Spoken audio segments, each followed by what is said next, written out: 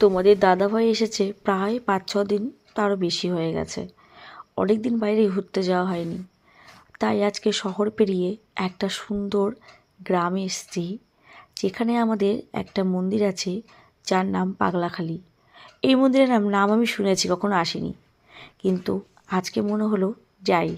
তো আজকে বৃহস্পতিবার দাদাভাইকে বলে করেই নিয়ে এসেছি, আসতে চাইছিল না তাও নিয়ে এসেছি। আর এসে যা দেখলাম সেটা আমি অবাক।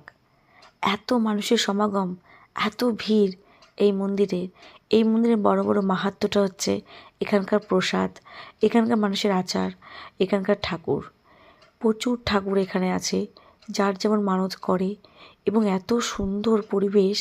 সবচেয়ে বড় কথা হচ্ছে এখানে প্রসাদ দেয় যে তার কোনো বিনিময় কিছু না, যে যেখানে পারে প্রসাদ নিতে পারছে। বিভিন্ন জায়গায় প্রসাদ দেয় এবং এখানে মেলাও বসে।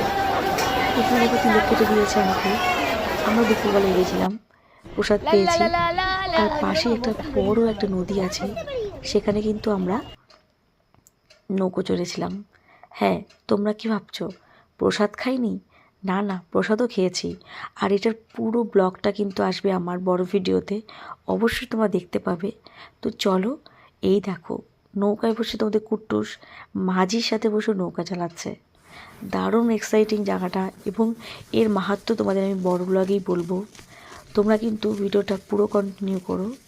আর আজকের এই দিনটা আমরা এতটাই মজা করেছি যে বলে বোঝাতে পারবো না, মানে একটা অতুলনীয় জিনিস আর কি। তো মন্দিরের ভেতরে এসে সেখানে অনেক ভিড়, কিন্তু এক জায়গা থেকে যে পুজো দিতে হবে তারপর মানে বিভিন্ন জায়গায় তুমি বুঝতে পারবেই।